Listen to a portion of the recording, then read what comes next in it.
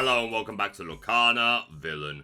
My name is Baker and today we're taking a look at the top 16 deck lists from the first United Kingdom CCQ, which was held in Cardiff, Wales at Firestorm Games. No face cam today. I've just got back from an amazing weekend casting this event, and I leave for Italy on Wednesday night in preparation for DLC Bologna this weekend, which I am so excited for. I'm feeling a bit run down from the weekend. I've got a bit of a migraine and I've got a lot to do between now and when I leave. If all goes according to plan, there will be regular content uploading on the channel throughout the rest of the week while I'm away. In a few hours, I'm going to be recording a group podcast with some well-known Lorcana creators and players to discuss DLC Bologna, the meta game, and get some predictions and final thoughts before the weekend from some really fantastic players. I've also got a few more games to show from the Content Creator Set Championships last weekend, which will be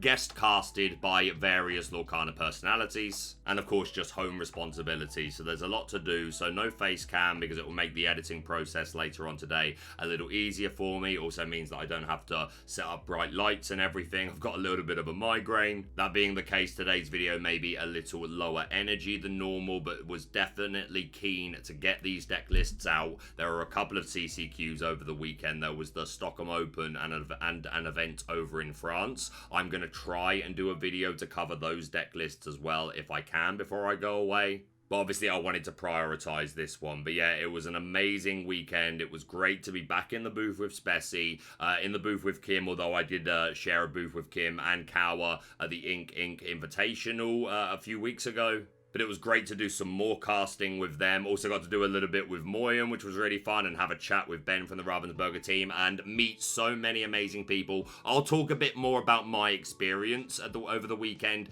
at the end of the video, but I am keen to get into the deck lists. Again, like I said, we are approaching DLC Bologna, and then a couple of weeks after that, we have DLC Milwaukee. So the most serious players are in full-blown testing mode right now, and looking to take advantage of all the data available on these final weekends before our large DLCs. You never know what's going to come up at the last minute, whether it's a whole new deck or just a particular tech or a different way of building an established deck list to have a slightly better position into the metagame. I'll be honest, I don't think there are going to be too many surprises as we go through these deck lists, but it's still important to look at the data, and there are a couple of specific cards that are interesting. Blurple was, to probably nobody's surprise, the most popular deck in the room, the best convergence to day 2, so there are a lot of Blurple deck lists to look at. That being the case, I am not going to do a full breakdown of Blurple. We have discussed it an awful lot recently. If you are a newer player, then I would strongly advise check out the previous videos looking at either Lore League or the Diet Coke Invitational or Ink Clash, or really any video covering this set. But by and large, I don't think most people need me to explain the benefits of running Elsa the Fifth Spirit anymore. But like I said, there are a couple of more unique cards that we will talk about in a little bit more detail. That being said, we're going to jump into it. A shout out to the channel sponsor Cardmarket. If you're looking for Lorcana singles at competitive rates, then check out Cardmarket. But let's take a look at the top 16 deck lists. So in first place, it was indeed Blurple that took it home. We have Alberto, who came to the CCQ from Mexico, which is really cool. Apparently, this is a student of DKP, so that makes a lot of sense to see why he was doing well. And he chose to pilot the deck with the highest power level in the game. I think the only cards in this deck that require any sort of discussion points is just to point out 2 copies of Second Star to the right. Sometimes it's 1, 2, 3. Doesn't seem to be a common denominator, but Alberto, a fan of the 2 count, and also worth pointing out the Ursula Voice Stealer, who has that similar to Elsa ability, or really it has the Crystallize ability to exert an opposing character, which is super important, and maybe you do get off a free Into the Unknown. No Develop Your Brain and no 1 jump ahead in there, so really relying on hitting the sales or the T-pose in post-mulligan. And for the 1 drops, we got the 4 count of Basil, no surprises. That support just really helps with a lot of math. And then opting for 1 Rafiki and 2 Royal Guard. Obviously, Royal Guard a bit of a higher ceiling potential if you've sung or played a Second Star to the right or Finders Keepers. And if challenged, will always clap back for that 1 strength that he has, as opposed to Rafiki, who will always hit back for nothing if challenged, but has a consistent way to hit 3. I will say in the majority of the Blurple deck lists, Rafiki seems to be the more popular of the two. Only one copy of Elsa in here, which is fine. We are running 4 copies of Madam Mim Elephant, so as long as you see this Elsa, then there's still potential to play it multiple times. I like 2 myself, but 1 served Alberto perfectly fine. But that's about all I think we need to talk about with Blurple for this list. A huge congratulations to Alberto for qualifying for the European Championship. Next up in top 4 on Blurple, we have Maxwell. Nothing too out of the ordinary here. We're not seeing that Ursula, just 1 copy of Second Star to the right. No Vision of the Future. I suppose that's maybe a little bit out of the ordinary, but I have already noticed from looking through these Blurple lists, a few of them have opted to cut Vision of the Future completely. I like Vision, but like, I kind of get it. Like, Vision isn't a thing that does a thing. It's a thing that helps you find a thing to do a thing. You know what I mean? So I guess we're playing less of those and more actual things that do things, and just sort of saying, okay, well, we've got to develop because I really want to find turn 2 ramp, and that can help me find things later on in the game. And I'm hopefully just drawing a lot of cards courtesy of Elephants, Genie, Finders Keepers, Second Star to the right. So I do get it. Only 2 copies of Basil is a little bit surprising. I do really value that support, where the synergy with Elsa in particular, but at least there are a couple here, and then 3 Rafiki and 3 Royal Guard. But yeah, it looks super clean. A really amazing run. A huge congratulations to Maxwell. Next up in top 8, we have Ollie with 1 card in particular, which is super spicy. But we'll start off by pointing out some of the less settled counts. 1 copy of Second Star to the right in here. We're playing no Develop Your Brain and 3 Vision of the Future. Again, I've discussed this a lot. Develop Your Brain helping you find turn 2 ramp, but as you can see, we are running the 2 copies of 1 Jump Ahead to help assure that turn 2 ramp and open up Turbo Ramp if you play Tipo on 2. Which makes it perfectly reasonable to prioritise Vision of the Future over Develop Your Brain. 1 Monstro, 1 Elsa in here. A lower count of 1 drops, 3 Basil and 3 Rafiki. Again, this is just a card quality over consistency thing. In the mid to late game, you're going to be glad to have less 1 drops in the deck and more of other much more powerful effects, but obviously lowers the odds that you're going to see this on turn 1 when you want to see it. Granted, turn 2 is also reasonable to see this along with a sail play. And then the card that's the main event in this deck list, for as far as I'm concerned, we have 2 copies of Elsa Gloves Off. Let's go. 4 cost Inkable, 3/4, Quest for 1, and Challenger 3. So has that 4 cost, which always synergizes nicely with Blurple, meaning we can play this on turn 3. But this stat line is super relevant. Why? For the mirror match, specifically Hades and the Spirit of Winter Elsa. This Elsa Gloves Off takes both of them out, will trade with the Spirit of Winter, but actually survives a challenge into a sideways Hades. And that can be one of the annoying things in the mirror. It's hard to one-shot the Hades or Elsa. Don't get me wrong, there are of course lines. We have Monstro that can do the job. You can also play Hypnotic Strength on any of your characters that hit for at least 4, and that's the Iagos, the Bells, and the TikToks. And Basil with support can also help with that. But it is nice to have something that can just one-shot. And again, with Hades, if you survive, that's really good. So yeah, I think this is a really cool inclusion. Plus the fact that we're hitting for 6 for a character that's you can play quite early on in the game. You could potentially break through the Tian attacks. She takes 3 off of you, and then you're still hitting for 3, and that could potentially be relevant. So yeah, really cool, spicy inclusion. I'll be curious to see if anyone picks this up before Bologna next week. But it is not the card that we're going to talk about today that I think most likely to come up in Bologna next week. We will get to that shortly, but nonetheless, really cool to see this Elsa. Deck list, words are hard, looks really good. Top 8 is a fantastic run from Ollie. Congratulations to them. Next up in top 8, we've got William. This is extremely cookie cutter. 2 copies of Second Star, 3 Monstro, I really like. 2 Elsa, I'm a big fan of. We're going for Develop Your Brain over Vision of the Future, and 7 1-drops, 4 Basil, 3 Rafiki. Everything else pretty much what you'd expect to see. Super consistent. Looks good. Congratulations to William. Next up in top 8, we've got Atlantine, a wonderful woman in the Lorcana community, and I'm going to say it, like from my experience and what I have seen so far in my time in the Lorcana community, the best female player in Europe. I actually remember casting one of her matches all the way back in my DLC debut in Lille. She has had a lot of success over her Lorcana career so far, and I've met her a couple of times. A really wonderful person. I know she watches the channel, and I've seen her in the comments down below quite a lot. And an extra shout out to say, at the European Championships in Disneyland Paris, while I was walking the floor and just taking in the vibes, meeting people, and I was having a chat with her, and she asked me if the casters were going to be gifted the non-foil versions of the DLC promos, and at that point we weren't sure if we were going to, which is exactly what I told her.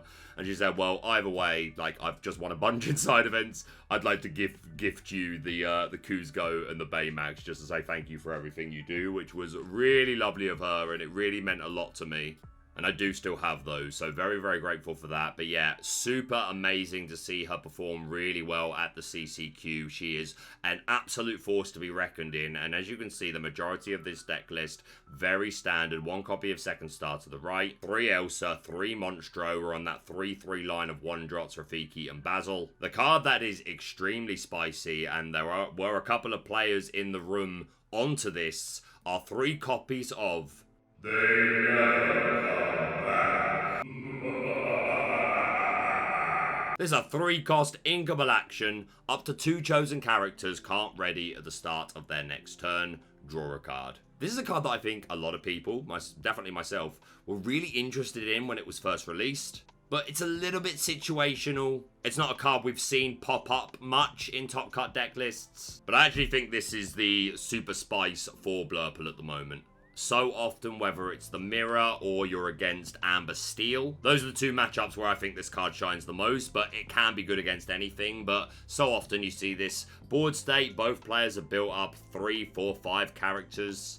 Eventually someone plays an Elsa and starts exerting things and starts challenging, and then there are Bells that are moving damage, and there are Hades coming down removing things. Or in the case of Amethyst Steel, they're just racing as aggressively as they can right at the beginning, and then they do the Tiano Pluto turn and they turn everything sideways. And you're just not at the ink threshold yet to really be able to do anything about it. I think in the aggro matchup, this buys you some time, assuming that you're locking down an Anala and a Daisy Duck. That is 4 or 5 lore that you're preventing by playing this. And in the mirror match, if you get to the point where your opponent has started questing because they're in a situation where they're going to be winning the race, they've developed a more aggressive board state than you, they have answers to things, locking down the Dumbo, a couple of Genies, the Hades, the Elsa. As long as you've got a bit of a board state yourself, and that potentially allows you to jump ahead, seems pretty important on the draw in the mirror match in particular. So yeah, I need to do some testing, but by just looking at the card over the weekend and just thinking it through,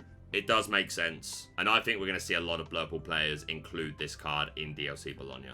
So yeah, really cool. The rest of the deck list, pretty much what you'd expect to see. Going for Develop Your Brain over Vision of the Future to help us find ramp. Sounds fine. Huge congratulations to Atlantine. Also in top 8 on Blurple, we have Luke, also rocking 2 copies of that They Never Come Back that we were just talking about. Going for Develop Your Brain over Vision of the Future, so like I said, quite a few players opting to drop the Vision altogether. 3 Monstro, 1 copy of Elsa, 4 Basil being our only 1-drops, so potentially making our aggro matchup a little harder, but probably improving every other matchup just by having now the space to play other cool things. And then the more unique cards to talk about, in place of a Second Star to the right, we're going for a different Sing Together song, Dig a Little Deeper. Sing Together 8, look at the top 7 cards of your deck, put 2 into your hand and the rest on the bottom of your deck in any order. So obviously the very obvious trade-offs when comparing this to Second Star, this is 2 cheaper.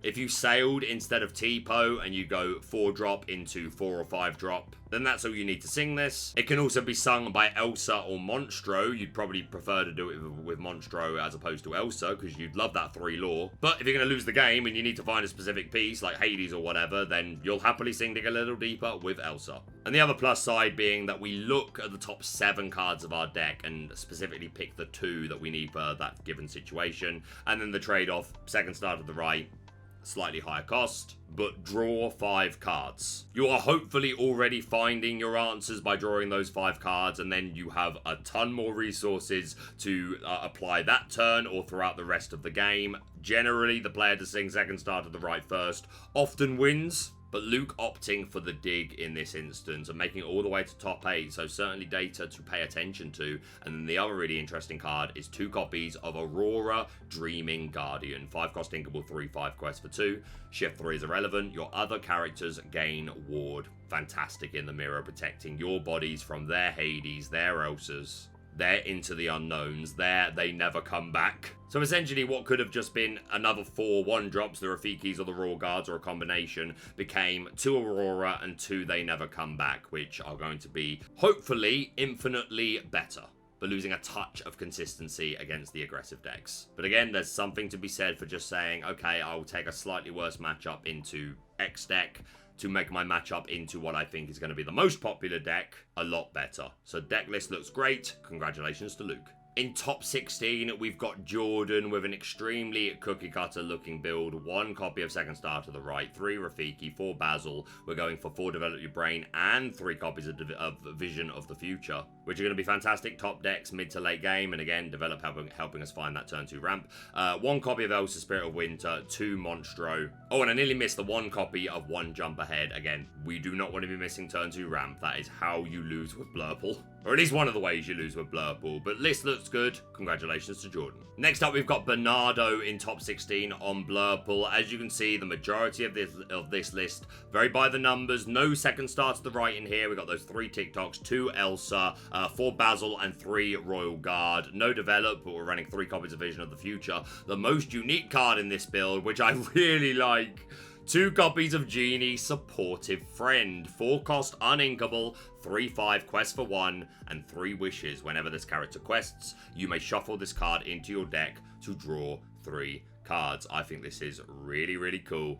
5 cards is obviously better, but 3 cards is also very, very good. We know Finders Keepers does that, but Finders Keepers is pretty slow. And make no mistake, so is Genie, but we can play it on turn 3 or later, and then once we trigger the ability, we've not spent any ink that turn to draw cards, so we hopefully have a plethora of ink to then take advantage of the 3 cards that we just drew. And again, as I just mentioned, we can play this from turn 3. I really like this. I don't think it's going to be as popular as They Never Come Back. Maybe it will be as popular as Elsa Gloves Off as we head into Bologna. Yeah, super spicy. List looks good. Congratulations to Bernardo.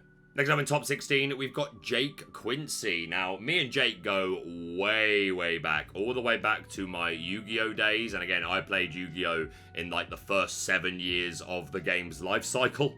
And Jake was basically just coming into Yu-Gi-Oh just as I was on my way out. But we certainly met at a few events, and yeah, we've caught up at a couple of Lorcana events over the last couple of years. I know Jake is just a fantastic TCG player. I often talk about players that had like good runs last year, but just didn't quite get over the line for a Continental's top or a World's invite. And a lot of them are really hungry as we go into Season 2, and Jake is definitely on that list for me. So a couple of things to highlight in this list. No Elsa Spirit of Winter.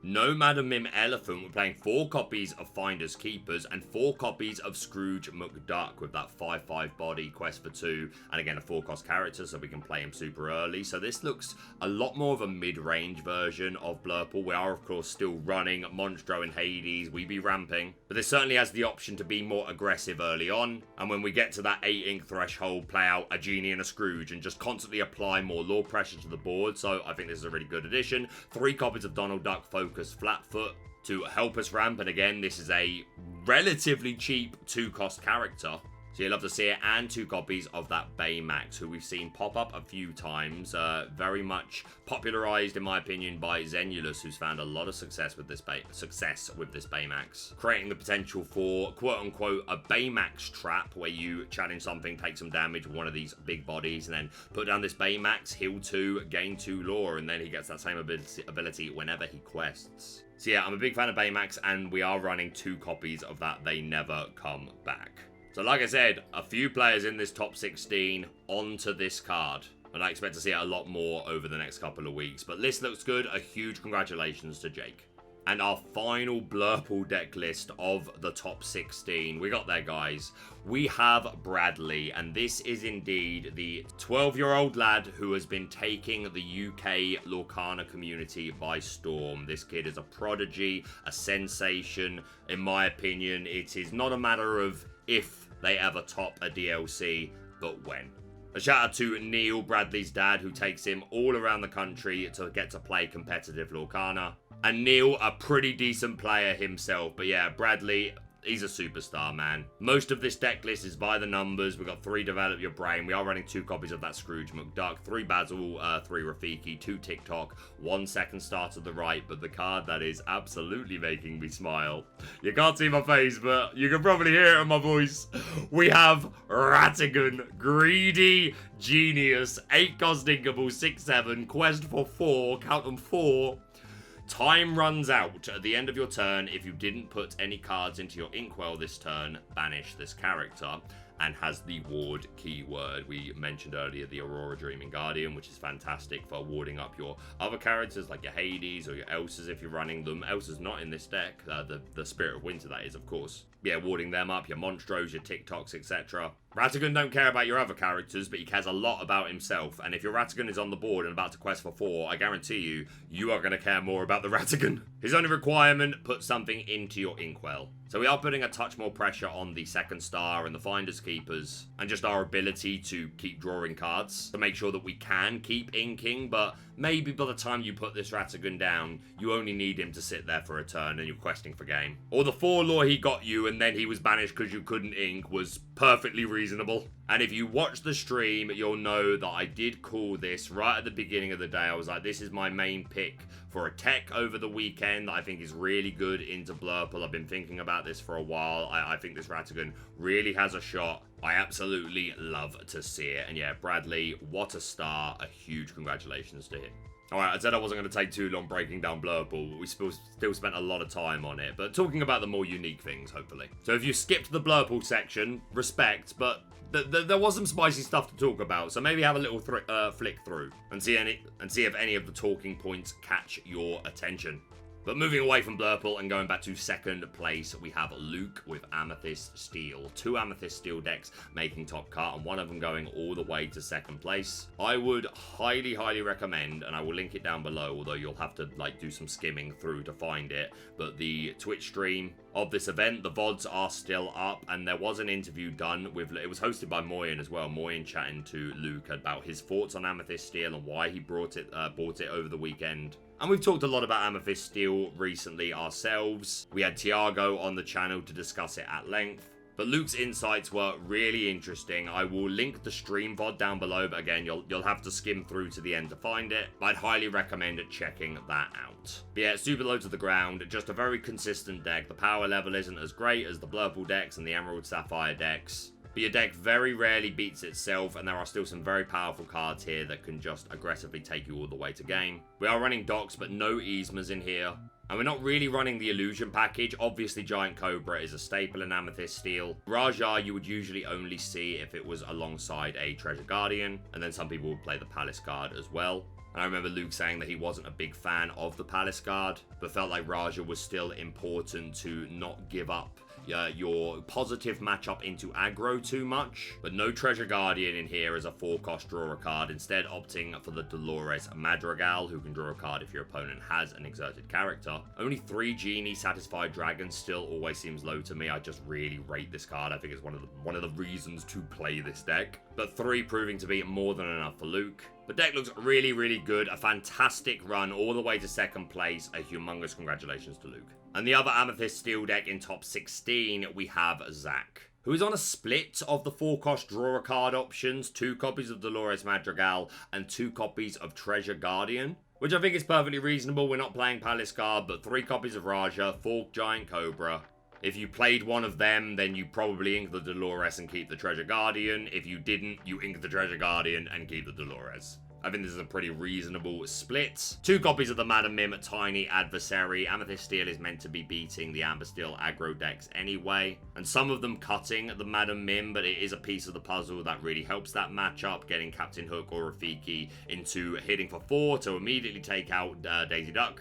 And just fixing a bunch of math across the board. Elsas into Dumbos, Genies into Dumbos, things like that. 2 copies of Madam Mim Elephant is a little rare for an Amethyst Steel deck. The body is good and the ability to move damage counters is good, but one of the main appeals in Blurple along with that is to reset the Hades, the Elsa, etc. This deck not having as many come into play abilities, but still some relevant ones, right? We have the 5th Spirit Elves, so the White Rose, the Giant Cobras, the Bells. Like, still plenty to benefit from the Elephant. So while rarer to see, it does still make sense. The deck looks good. Congratulations to Zach.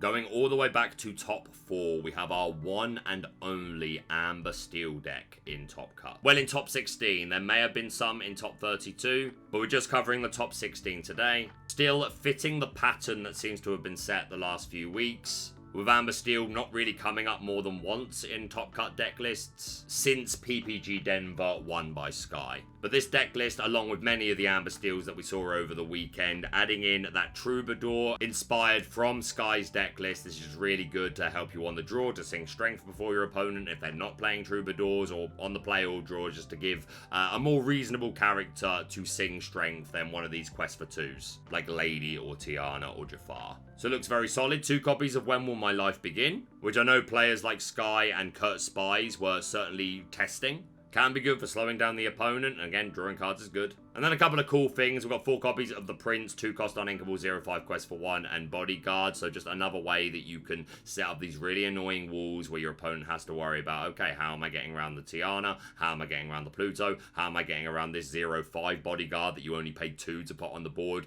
to get to the Nalas and the Daisies and the Aurora and the Penny, or indeed the 2 copies of Bolt Down But Not Out. 3 cost inkable, 0/4 quest for 4. This character enters play exerted. Obviously that is a bit of a negative ability, but if we set it up on the same turn that we've got Bodyguards and again Tiana, and this thing lives long enough to quest just once, then that is just amazing. And Liam making top 4 with this deck list should really say a lot about how powerful some of these spicier things like the Prince and Bolt and When Will My Life Begin, how they contribute. And again, we've seen these things before, but it's by no means the standard of an Amber Steel deck list that you're seeing at the moment. But perhaps we will see a lot more of these sort of cards as we look at the Amber Steel deck list from Bologna next week.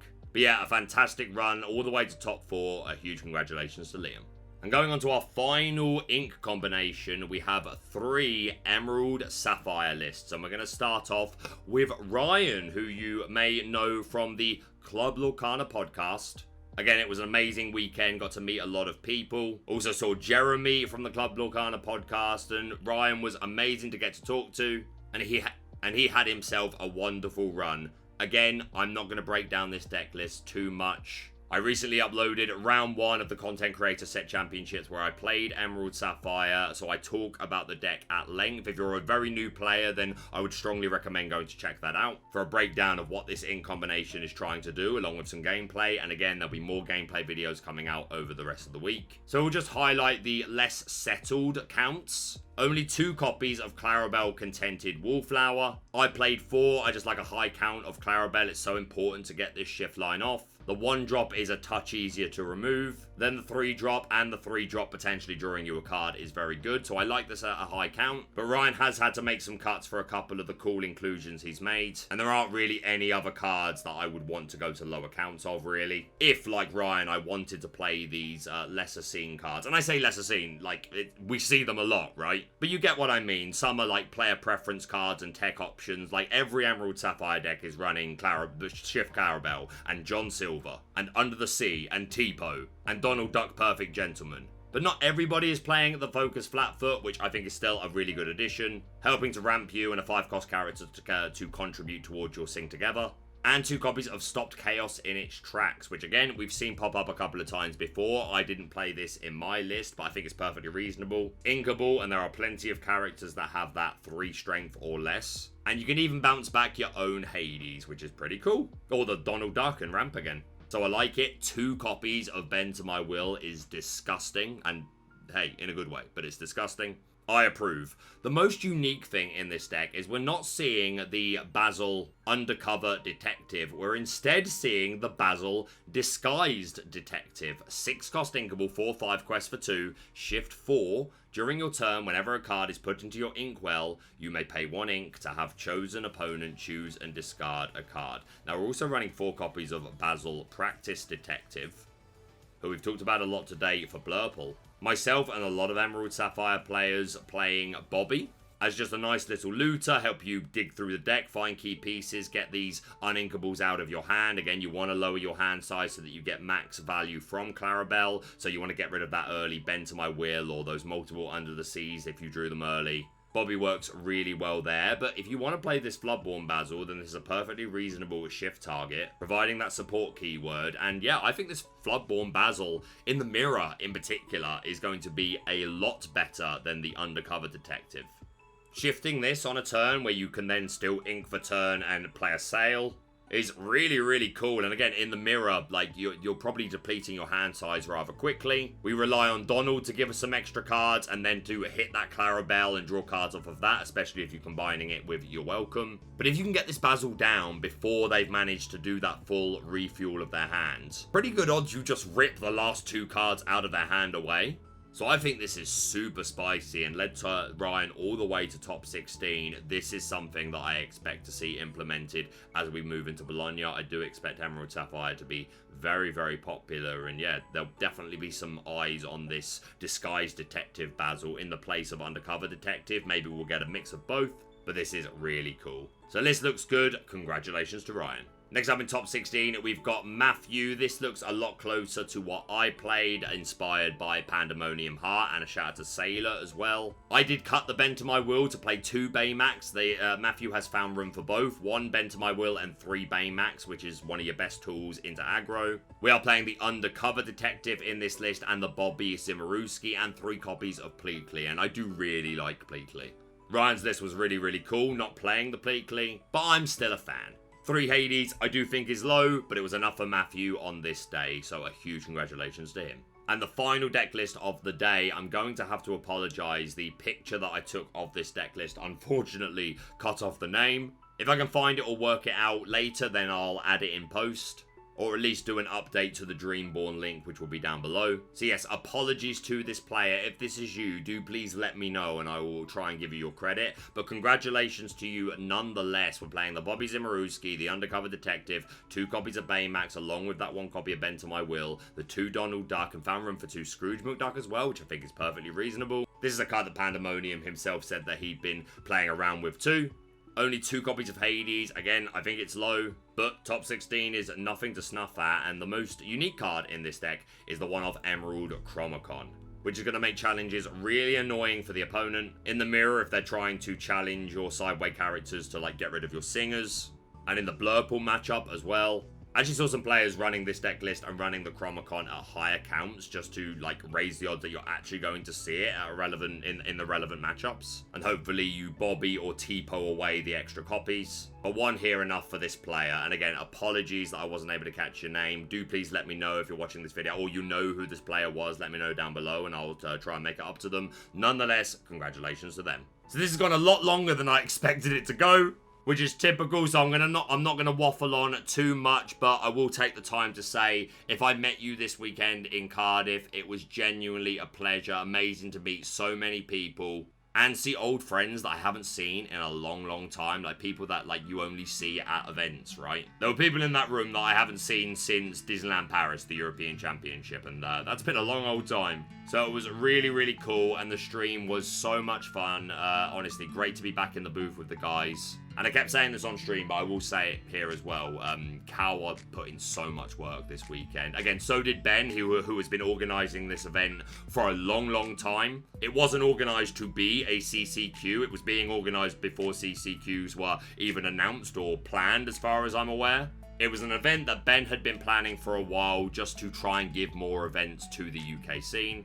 The original player cap was about 250, I think, and then it was approved to become a CCQ, and that became a thing, and the cap was raised to 360. The building was amazing. There were some issues with there not necessarily being enough bathrooms to accommodate everyone, and I could see that some players were a little bit cramped up on their tables. We really were pushing this building to its limits, but everyone I spoke to was saying, like, what a great venue it was. The staff were amazing, and a huge shout out to Ben for putting so much work into planning this. But yeah, Cow behind the scenes, running the production and providing so much of the equipment. Honestly, he did the Lorcana a real service this weekend. So I would strongly advise you take the time to go to the latest or the next Podcana episode and just show your appreciation for Kawa, or just in any way you see appropriate. But yeah, what are your thoughts on these top 16 deck lists? Are there any surprises? Are there any techs that we talk about today that have inspired you, that you have an opinion on? Let me know down below. Again, I want to soak up the thoughts of the community and take these things into the DLC. I've got a lot to do over the next couple of days, but if I do my job right, then you should have plenty of content over the next week, even while I'm away. But that's going to be it from me for now. Thank you so much for watching. If you're brand new to the channel, please subscribe for all things Lorcana. Hit that like button to show your support, and we'll see you soon.